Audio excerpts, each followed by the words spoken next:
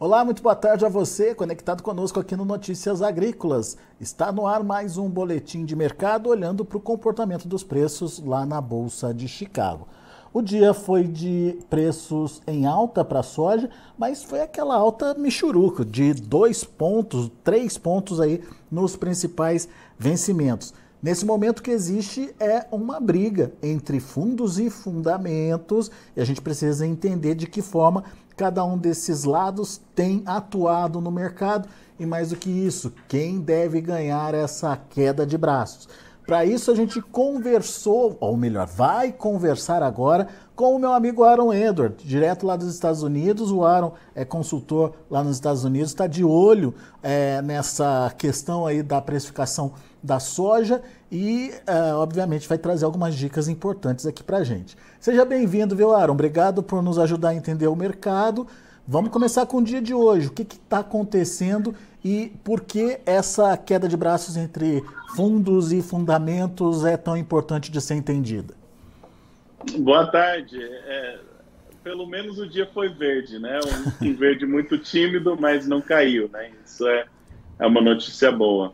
Você colocou muito bem. Nós temos, de um lado, nós temos um sell-off, principalmente pelo capital especulativo, os fundos, que vem se desfazendo de posições até desde praticamente o relatório do USDA, né, do último dia 12.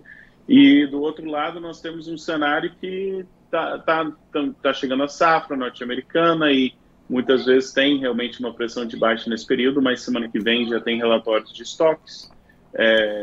Tá quente no Brasil, tem as temperaturas altas, seca, está atrasado o plantio, será? Vai atrasar? Como é que está essa situação? Então nós temos uma situação de fundamentalista que seria muito normal uma recuperação de preços a partir desse patamar, ou aquela famosa baixa da safra, só que na soja não é uma baixa, tá bem no meio a gente está no preço médio do último ano. Então, será que a soja terminou a festa, terminou a tendência de alta, agora vai deslizar para novas baixas? Ou será que a gente vai continuar tendo uma recuperação a partir desse patamar de preço? Essa é a enorme pergunta. Pessoalmente, eu vou mais para o lado dos fundamentos no curto prazo. Eu acho que a gente vai ter uma recuperação, a minha opinião. Agora, o que seria essa recuperação? É uma volta àquele patamar acima dos $13 por bushel, uma consolidação a esses níveis? Estou falando, olhando principalmente para o novembro, né, que encerrou aí a semana abaixo dos $13 por bushel. Ou podemos ver uma escalada de preços, Aaron? Preços voltando a subir, buscando patamares acima daqueles praticados aí nos últimos dias. É muito bom colocar qual que é o contrato, né? Então, assim, o novembro, a pressão de venda da safra norte-americana vai ser exercida sobre o contrato de novembro. E você já vê que o contrato de janeiro já negocia bem acima do contrato de novembro, que não tem toda essa pressão e os estoques dos Estados Unidos ainda estão apertados. Outro fator é os contratos de vencimento, por exemplo, março e maio, que são a safra brasileira, eles caíram também, todos os contratos caíram, mas eles caíram até o suporte. O único contrato que cedeu e está sofrendo abaixo, o principal contrato que está abaixo do suporte, é justamente esse contrato de novembro. Dito isso, é muito normal que a baixa da safra, a famosa, né, barrigada da safra, ocorra na primeira parte da safra. É muito normal isso, aí vai chegando a safra, os contratos vão sendo preenchidos, aí de repente o produtor fala, não preciso mais vender, não vou mais vender, e aí você começa a ter aquela recuperação. Nós estamos num ponto muito crítico, tanto para a soja quanto para o milho, que está todo mundo assim, prendendo o fôlego para saber, será que a gente já virou aquela curva da baixa, ou será que semana que vem vai trazer mais notícias pessimistas e mais uma onda de vendas e de baixa? E assim, adivinhar o preço da semana que vem versus essa semana, bola de cristal eu não tenho, mas pessoalmente eu sou a favor de pensar que fim de setembro, começo de outubro é tradicionalmente uma boa época para você estar numa posição mais comprada do que vendida, ou seja, mais tendência do preço subir do que de cair. e com o relatório de estoques finais e todo o quadro de seca de calor, né, e seca no Brasil, possível atraso de plantio, é a desculpa perfeita para os fundos pararem de apertar lá o botão de vende e pelo menos ter movimentação lateral, muito possivelmente já começar uma recuperação, mesmo que tímida, a partir da semana que vem. Muito bem. Próxima semana seria uma semana de definição, então, Aaron? Pessoalmente, eu acho que o mais provável é que nós vamos ter uma recuperação parcial e nós vamos estar bem próximo da média dos últimos 20 dias, da média do último mês, antes de sair esse relatório. Porque é muito normal, o mercado ele volta, né, caiu, passou um pouquinho do ponto, vai voltar um pouquinho e não vai apontar a direção do mercado ainda, vai esperar sair os números para que direção que vai. Mas o período do ano, se fosse junho ou julho, aí você tem que falar, nossa, então se os fundos decidiram que vão vender, eles podem vender muito mais, mas nesse período do ano, com os estoques apertados de soja, tem que tomar cuidado de vender, né? Tem que tomar cuidado de você ficar muito vendido nesse ambiente, na minha opinião, porque você tem, tudo bem, tem notícia de baixista lá para frente, mas no curto prazo ainda tem muita incerteza. E se a demanda ganhar fôlego? E se tiver problema na produção do Brasil ou da Argentina? E se a safra entrar um pouquinho menor do que esperado? Se o produtor norte-americano decidir segurar o grão porque não tem muito, né? Então tem várias incertezas que, na minha opinião, colocando na balança, valor é mais a favor de uma recuperação. Não estou falando um salto gigantesco, eu estou falando movimentação lateral e para cima. Muito bem. Agora, deixa eu colocar para você aqui, até para entender um pouquinho da sua opinião sobre esses fatores. A gente tem duas vertentes que a gente tem ouvido de analistas aqui no site.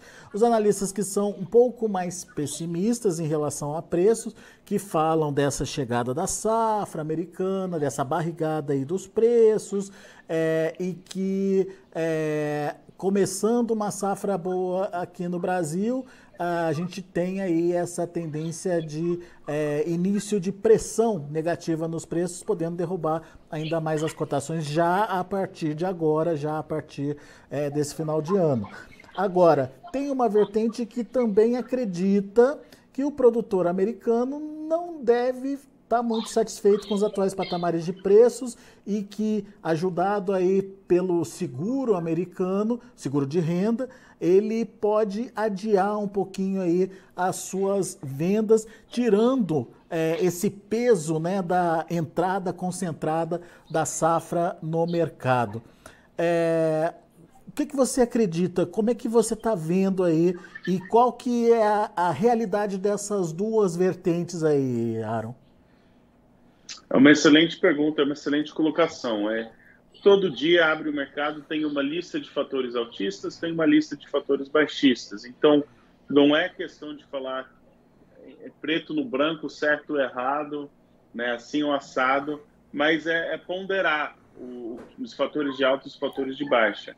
E para mim é muito importante o horizonte de tempo. Então, no curto prazo, digamos, entre agora e o fim do ano, nós temos a seguinte situação: o produtor norte-americano vai colher uma safra de soja abaixo da média, não antecipo uma catástrofe, mas é uma safra menor, e além de ser uma safra menor, é uma safra que já está bem vendida.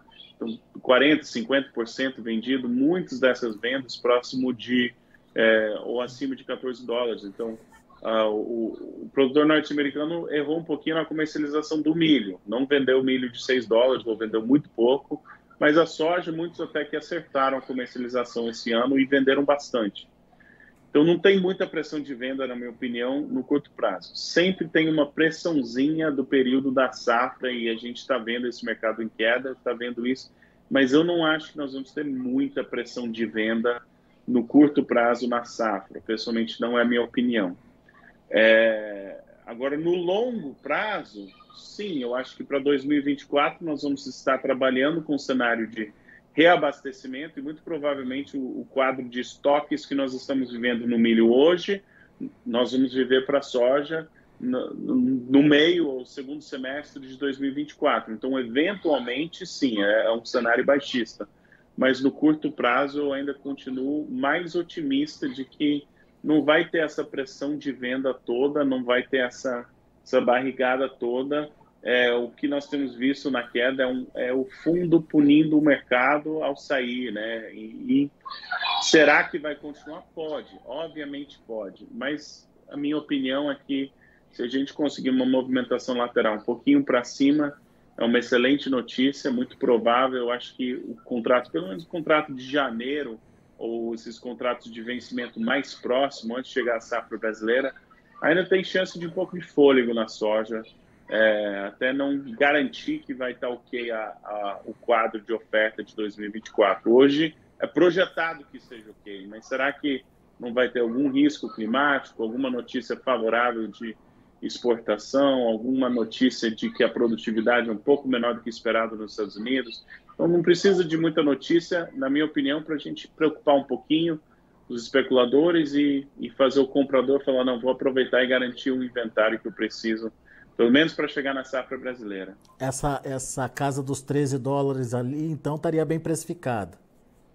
É uma área muito crítica. Tem uma piada, não sei até que ponto que é uma piada, mas é um jargão de mercado, aceite, né, como tal, né? Pode ou não ter verdade, mas é a fala que a soja não gosta de ficar na casa dos 13. E se você parar para pensar, até certo ponto é verdade, né? Parece que ele chega nos 14, aí cai, ele chega até abaixo dos 13. Então, é jargão de mercado, mas tem operado até bastante tempo na casa dos 13, mas a gente está abaixo agora dos 13 e eu, pessoalmente, acho que nós vamos achar alguma sustentação no período da safra. Não sou a favor de vender durante o período da safra em segundo maior produtor de soja do mundo. O que tem tido de notícia pessimista, para mim, já aconteceu, já sabemos. Os Estados Unidos estão colhendo soja. Muito bom. Aaron, tem participação. Vamos ver o que os internautas estão querendo saber. Na verdade, o Anderson Klein, ele está dizendo que lá em Campo Novo do Parecis, lá no Mato Grosso, está muito quente e nada de chuva por enquanto. Ou seja, eles nem começaram a plantar por lá ainda, Aaron. Exatamente. E eu falei, todos os produtores que eu falei estão tendo decisões muito difíceis. Muitos já tinham plantado nessa altura do ano passado e não, né? Não dá. O que mais vi foi foto de temperatura acima de 40, né? Em todo o Brasil, mas no Mato Grosso também. E aqui nos Estados Unidos foi bastante quente, né? É normal, até certo ponto, em clima de El Niño, o norte ser um pouquinho mais seco e um pouquinho mais quente, mas está exagerado. É a mesma colocação do pessoal lá de Tangará da Serra, no Mato Grosso, La Máquina del Pedal aqui. Eles estão dizendo que as chuvas por lá estão esparsas, algumas áreas já estão com chuvas mais regulares, mas a maior parte não, ou seja, plantio também aguardando a volta das chuvas. Mas o Léo Sérgio Hoffman, faz um apelo aqui para você, Aaron. Olha só, Aaron, me ajuda aí. Me dá uma dica. Estou com soja dessa safra armazenada e pagando armazenamento. Tem luz no fim do túnel até novembro e dezembro ou vai cair mesmo? Me ajuda aí, Aaron. O que eu faço? Olha, quem me acompanha, né? Eu tenho um serviço de consultoria e eu tenho recomendado vendas em Chicago, né? Em julho, próximo de 14, em agosto, próximo de 14 e antes do último relatório. No dia 11, né? Recomendação dia 11, antes do relatório dia 12. Então, tenho recomendado vendas. Nessa altura, não sou a favor de vender, mas é bom circular a data lá, o que eu chamo de temporada de venda de soja, termina em 30 de novembro. Então, as sojas para serem feitas antes da safra, como, por exemplo, soja da safra passada, se não gostou do preço até 30 de novembro, manda brasa, né? Vende, vai ter que vender. Mas eu acho que a gente vai ter uma recuperação. Eu ainda acho que está cedo, ainda tem chão. Tem 70 dias aí de negociação para a gente conseguir pelo menos uma recuperação parcial. Ainda sou otimista e eu acho que pode surpreender positivamente ainda, né? Ainda tem essa possibilidade. Não estou falando que é garantia, mas eu ainda acho que nós podemos ter boas oportunidades de venda de soja mais para frente.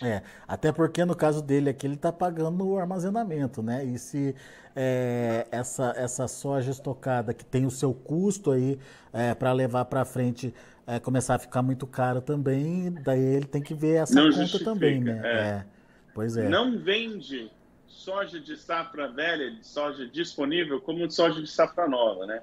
Parece óbvio, mas muitas vezes o produtor parece que ele faz um casamento, um juramento de sangue para não vender o grão, né? Então, sempre é bom riscar uma data no calendário e falar, não vou passar dessa data com soja disponível, milho disponível, né? É bom ter esse compromisso, mas hoje eu ainda acho que tem chance de recuperação. Muito bom.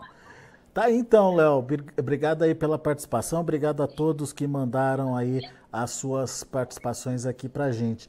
E, Aaron, para o Brasil, alguma intuição, alguma percepção, o que pode acontecer por aqui? A partir do que vai acontecer em Chicago, quais as tendências que você traz aí para o produtor brasileiro? Uma pergunta que eu tenho recebido bastante é como é que a gente faz o prêmio da safra de 2024 aumentar?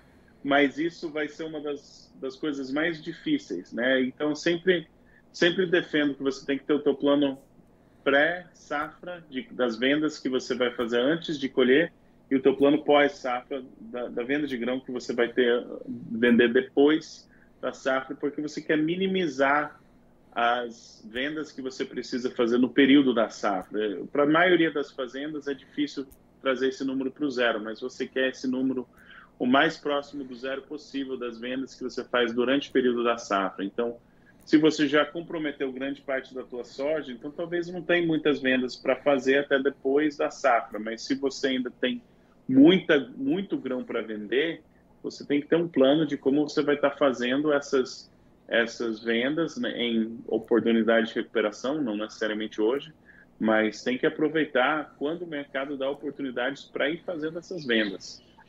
E exatamente essa forma que eu trabalho, né? Vamos fazer um plano, vamos executar esse plano, vamos colocar a cabeça no travesseiro e dormir tranquilo que a comercialização está em dias. É isso aí. E sempre olhando a margem e não o preço, né, Aaron? Fluxo de caixa, margem e o perfil de risco-benefício, se é favorável ou não. Então, por exemplo, falei 30 de novembro como fim de temporada de venda, é possível que tenham preços maiores depois disso, mas o risco-benefício, para mim, não justifica, porque se você errar, você vai cair para os preços da safra, mas até 30 de novembro dá para levar. Então, tem um monte de regrinhas de risco e benefício que você pode levar no mercado que faz sentido. Então, você quer se colocar no terço superior do preço do mercado e é possível com a administração chegar nisso, mas a margem com certeza. Muito bom. Aaron Edward, obrigado mais uma vez pela participação conosco, sempre bom te ouvir, volte sempre, Aaron. Abraço, até depois. Abraço para você.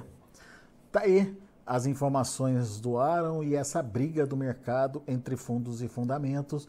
Aaron acredita que prevalece fundamento, deixando a soja no nível um pouquinho acima dos atuais patamares de preços. Pelo menos essa é a expectativa do Aaron para os próximos dias, até as próximas semanas, enquanto aí a gente tiver esses fundamentos focados na América do Sul, nesse início de safra meio truncado aqui no Brasil, essa situação onde o produtor americano já está vendido e não tem a necessidade de sair vendendo por qualquer preço, enfim, todos esses fundamentos, na visão do Aaron, pode ajudar aí a segurar um pouquinho mais os preços nesses níveis da casa aí dos $13 por bushel. Mais que isso, precisa de acontecer algum fator diferente, algum fator relevante. Menos que isso, daí a gente precisa ver a atuação aí dos fundos, se os fundos decidirem continuar fazendo aí as suas mudanças de posições, isso pode acontecer sim. Vamos esperar a semana que vem, segundo o Aaron, próxima semana definitiva aí para o rumo dos preços lá na Bolsa de Chicago. Vamos aos preços, vamos ver como estão encerrando os negócios lá na Bolsa de Chicago para a soja, para o milho e também para o trigo. Olha aí, o novembro, 12 dólares e 96 centes por bushel, abaixo dos 13 dólares por bushel, mas reagiu. 2,5 pontos de alta no pregão de hoje. Janeiro, 13 dólares e 13 centes por bushel, 2,75 de alta. Março, 13,24, 2,5 de alta. E o maio, 13,32, alta de 2 pontinhos também. Vamos ver o milho. Para dezembro, 4 dólares e 77 centes por bushel, subindo também 2 pontinhos. O março, 2 pontos mais 25 de alta, 4,92. O maio, 5 dólares e 1 cento por bushel, 2,5 pontos de elevação. E o julho, 5 dólares e 5 centes por bushel, subindo 2 pontos mais 75. E temos também as cotações do trigo. Para dezembro, 5 dólares e 79 centes por bushel, 3,75 de alta. Para março, 6 dólares e 6 centes por bushel, 4,25 de elevação. Para maio, 6,23, alta de 4 pontos mais 75. E para julho, 6,33, subindo 4 pontos mais 75. São os números de hoje, já de fechamento do mercado da soja lá na Bolsa de Chicago. A gente fica por aqui. Agradeço a sua atenção e a sua audiência. Bom final de semana para você. Semana que vem, a partir da segunda-feira, às 8 da manhã, já estou aqui com um Bom Dia Agro e conto com a sua audiência. Continue com a gente.